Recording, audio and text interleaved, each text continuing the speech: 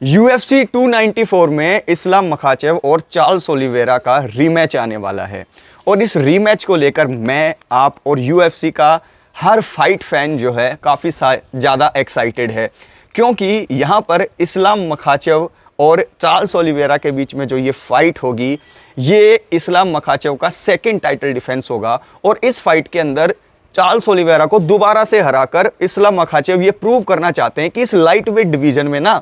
मेरे आसपास कोई भी नहीं है, क्योंकि चार्ल्स ओलिवेरा बाकी के लाइट वेट्स को, बाकी के सभी जो है फाइटर है लाइट वेट में, उनको आसानी से हरा रहे हैं, लेकिन उनको ही 2 बार इस्लाम हरा देंगे तो ये क्लियर हो जाएगा कि लाइट वेट में 2 टाइटल डिफेंस कर लिए हैं और अब वो मूव अप करेंगे वेल्टरवेट डिवीजन में। लेकिन ये होना इतना आसान है नहीं, क्योंकि चार्ल्स ओलिवेरा ने पिछली बार जब फाइट की थी तो उनका कहना यह था कि वो फाइट के अंदर उतरे ही नहीं, उन्हें ऐसा लगा कि मैं हूं ही नहीं फाइट में, और उन्होंने काफ़ी गलतियां भी की। तो अपनी गलतियों से सीख कर और एक प्रॉपर गेम प्लान बनाकर चार्ल्स ओलिवेरा इस फाइट के अंदर आएंगे। ऐसे में हबीब का होना इस्लाम मखाचेव के कॉर्नर में बहुत ज़रूरी है, क्योंकि जब आपने पहला टाइटल डिफेंस देखा होगा इस्लाम की पिछली फाइट का, तो वोल्कानोव्स्की के खिलाफ जब उनकी फाइट हुई तो राउंड्स के बीच में उन्हें वो गाइडेंस नहीं मिली जो हबीब उन्हें देते। हावियर मेंडिस वहाँ पर थे, लेकिन जो कनेक्शन हबीब का और इस्लाम का है, उस कनेक्शन का कोई तोड़ है नहीं, और हबीब की गैर मौजूदगी ने इस्लाम मखाचेव को बहुत दिक्कत में डाल दिया था। जो रोगन वगैरह जब अलग से दारू पीते हुए फाइट देख रहे थे तो उन्हें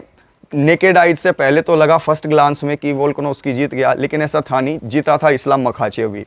तो एक बात तो ये बिल्कुल क्लियर थी कि इस्लाम मखाचेव को पहली बार जो है इतना ज़्यादा दिक्कत में हमें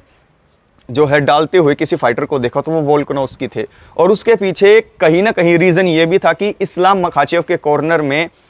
जो है हबीब नहीं थे। अब की बार हबीब कॉर्नर में दिखाई देंगे इस्लाम मखाचेव के, और सिर्फ कॉर्नर में ही नहीं दिखाई देंगे, अबू धाबी में पहुंचकर 14 दिन पहले यानी कि 2 हफ्ते पहले पहुंचकर उनको ट्रेन भी करेंगे, और जो कमी पेशियां हैं या जो उनको दिखेगा कि मुझे ये चीज़ थोड़ी बहुत इम्प्रूव करानी है वो भी कराएंगे। और मेन जो हेल्प रहेगी वो तो रहेगी कॉर्नर में। जब फाइट होगी तो फाइट के राउंड्स के बीच में जो इनपुट देंगे इस्लाम मखाचेव को हबीब, और फाइट के बीच में वो चिल्लाते भी इस तरीके से हैं कि बिल्कुल कान में वो परफेक्ट चीज़ जाती है कि मुझे अब करना क्या है। तो एक गाइडेंस जो होगी वो बहुत इंपॉर्टेंट रोल प्ले करेगी इस फाइट के अंदर, और हबीब इसीलिए इस फाइट के अंदर इस्लाम मखाचेव के कॉर्नर में आए हैं, क्योंकि उन्हें पता है कि ये फाइट जो होगी ये इस्लाम के लिए टफ होने वाली है, क्योंकि पिछली फाइट के अंदर काफ़ी सारे लूप होल्स थे और इस्लाम के खिलाफ कई ऐसी स्ट्रेटजीज बन सकती हैं चार्ल्स ओलिवेरा की तरफ से जिससे वो थ्रेट पैदा कर दें और हरा दें इस्लाम को। इसीलिए हबीब जो है उनके कॉर्नर में आ गए। तो जो भी हबीब और इस्लाम मखाचेव के फैंस है, आपके लिए गुड न्यूज़ आ गई है। या तो आज किसी भी टाइम हबीब पहुंच जाएंगे